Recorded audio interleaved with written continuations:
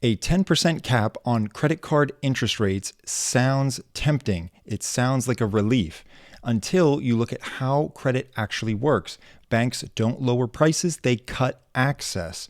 Limits drop, approvals vanish, and millions of borrowers quietly get frozen out overnight.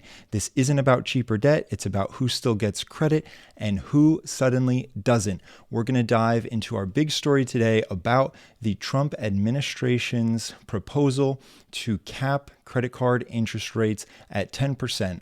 I break business news down and explain how it can impact us all. So let's get into it. And today's story, this is from CNBC. And as you know, it has to do with the proposal that actually came out Friday, this past Friday, to cap credit card interest rates. It says bank executives were sent scrambling over the weekend after President Donald Trump declared late Friday that American credit card companies would be subject to a 10% cap on interest rates they can charge customers. The move sent shares of large banks, including Citigroup, JP Morgan Chase, Wells Fargo, Bank of America, down between 1% and 3%. Companies more tightly tethered to the credit card industry, like Visa, MasterCard, American Express, also fell. Capital One, whose loan book is mostly from credit cards, sank nearly 7%. So there was a deadline put on this. It said it was going to go into effect January 20th, and that the average credit card rate nationally right now, it's about 19.7% as of this month. So it would be half the current average. And who is this going to impact? There's the Electronic Payments Coalition, and it determined, and it came out with a report that said a 10% cap on rates would mean credit card issuers would close accounts for nearly 90% of current users, or 175 million Americans. 90% of current credit card users could have their accounts closed. So the question is, will that actually happen? And what are the effects? And we're going to talk about those effects, and then we're also going to talk about how this affects us and what this may really be. So let's get into it further. As far as changes like this, there's no free lunch. Right? There's no free lunch in the economy. When you push on one part of the economy, and in this case, one particular product, there can be externalities. There could be other areas in the economy that the impacts bubble up. They could be very directly related, and you could see that instantaneously, or perhaps it might take a couple years to see the knock-on effects happen and spread. And no one, I think, can really determine all the knock-on effects. This is one knock-on effect that is very direct that this one coalition, determined, and they said that 175 million Americans will basically have their credit cards turned off overnight. So I don't think that's necessarily going to happen. But if we stick to the concept of no free lunch, there's gonna have to be an impact somewhere. Someone's gonna have to pay, and what could happen is that the current people that have credit cards will no longer be able to use them because the banks aren't going to take the risk. There's a reason that credit card interest rates are so high, and especially there's a reason that they are higher than other forms of loans. So the two main reasons are that credit cards are unsecured and they are revolving. And I'll explain those two concepts very quickly. So when it comes to a house, if you are to get a mortgage, then that mortgage is secured because there is an underlying asset that tends to go up over time that's backing up that mortgage. So if the mortgage holder, the person that lives in the house, doesn't pay the mortgage, then the bank feels like they have strong recourse. They could eventually boot the person out of the house, sell the house, and get their money back. So they're willing to charge a lower interest rate because they feel as though the bank feels that it is less risky to make that loan because there's a good chance they could get their money back if the person doesn't pay. Credit cards are usually unsecured. And so there's not something that the bank can necessarily go after. They'd have to go after personal assets. They can't go after what the credit card necessarily was used for and try and return all those Starbucks drinks that this person bought, all those vacations that they went on. all those streaming services that they paid for and didn't watch or need. The bank can't get their money back out of those. They can't. That's not something they can return or sell back on the market. So there's the secured, unsecured bit, and then there's the revolving, non-revolving. So if you think about a mortgage, if you were to get a mortgage, it's one lump of money that is used to buy the house, and that's it. The underwriting is done once. And if you wanted to go back and get more money, then you'd probably have to go through more underwriting. You'd have to refinance, or you'd have to maybe get a HELOC if you wanted to get more money out of your house. A credit card works differently in that it is revolving. So say there's a $20,000 spending limit on a credit card. That means that there could be $20,000 worth of debt extended to the cardholder at any given time. As that's paid down, the cardholder can then go spend again up to that $20,000 max.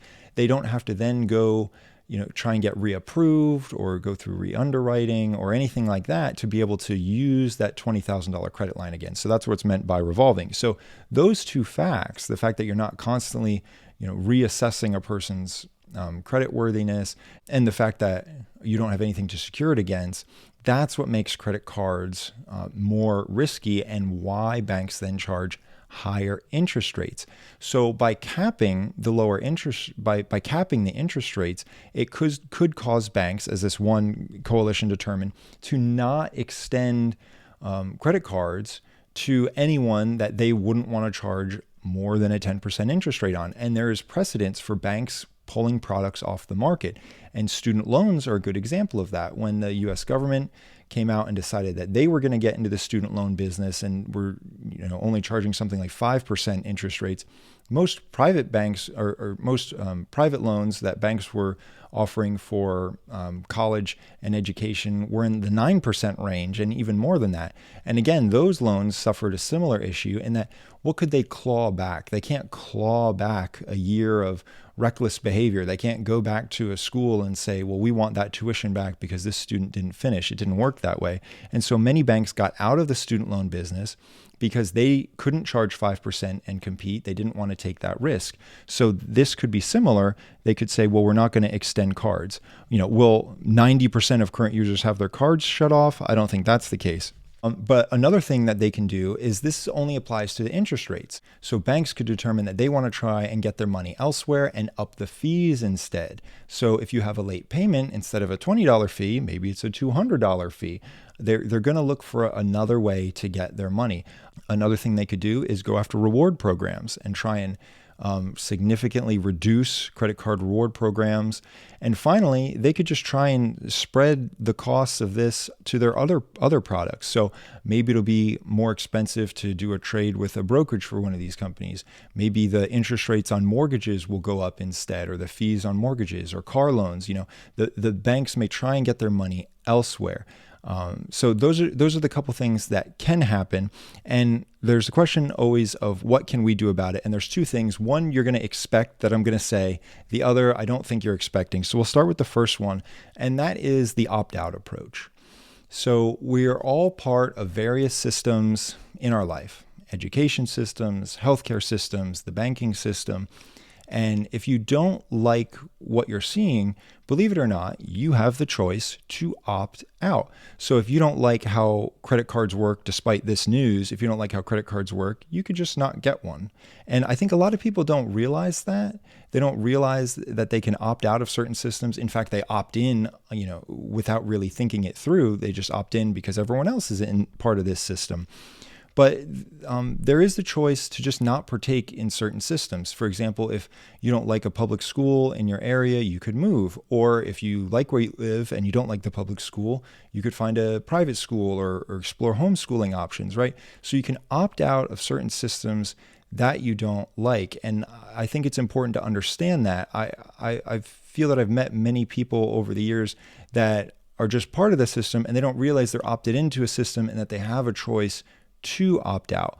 But believe it or not, whether you're conscious of it or not, whatever systems you are in, you are actively partaking in them and going along with all the good and bad associated with any particular system. So I think it's important that we should all remember that in many cases we have the choice to opt out. So it's important, and I try and remind myself that I do have the choice to often opt out if I don't like how something's going, but I also try and be practical and realize that no approach is foolproof and is just all roses. The grass isn't always greener. And if you go to a different system, then that system's going to have some issues with it as well. And we all have to make that assessment and analysis for ourselves. So that's point one.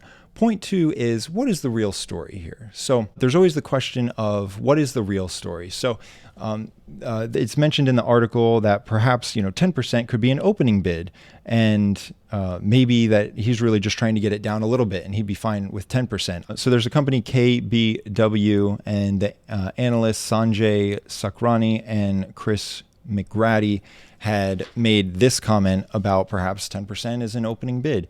I don't think that is the case. I think it might be much larger than that. Perhaps attacking the credit cards is just a distraction. It's just a means to get the banking executives to the table. And perhaps there's something else in the industry that President Donald Trump and his team are really trying to look at instead. And once the banking executives are at the table and they come to the table saying, this is an awful idea about the credit cards, they'll say, okay, I understand what you're saying, but so we won't do that, but let's talk about XYZ instead. And he diverts it and catches them off guard and then tries to turn it into a negotiation for some other part of the financial services industry. I think that's a possibility. I think another possibility is this is a test balloon, a populist measure. Hey, let's see if we get a good reaction out of the American people out of this. Let's see if this is something we should pursue. That's another option. And then I think the final option is let's just make a distraction. Last week, there was tremendous news over the Venezuela activities and the deposition of Nicolas Maduro and his wife. And then there's been subsequent talk all last week. Is Greenland next? Is Cuba next? But what I really think happened by doing that, it perhaps accomplished getting someone in control of Venezuela that might be more open to working with American companies. But at the same time, it also put a lot of countries on notice, like Cuba, like China, Russia, and possibly Denmark. It put all these countries on notice and may have brought some of them to the table, or at least scared the heck out of them. And that could have been one of the goals. But if that was one of the goals, then the desire could shift to getting this out of the news and give the administration time to talk to these different countries who may feel threatened now and maybe cut some more deals. But that's hard to do if they're constantly being threatened in the media. So let's give them something else. So in fact, Fed Chair Jerome Powell, it was announced that he is currently being investigated over comments he made regarding the renovations of Federal Reserve buildings. This was also announced, the potential 10% cap on credit cards. So it could be just throwing something else out there for the news to latch onto, and the news certainly latches onto it. They want to report what the administration is saying, and even if they believe it's a distraction, they're still going to report on it because it's still news.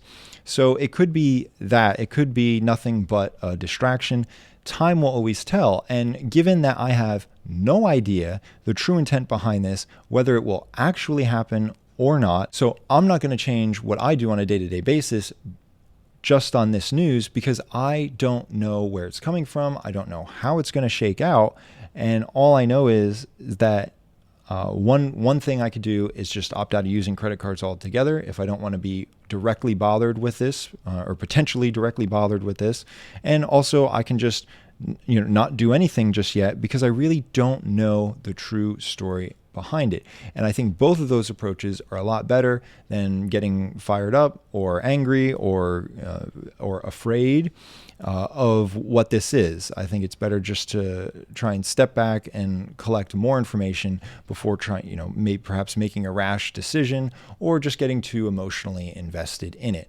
So that's the news for today. Have a good night.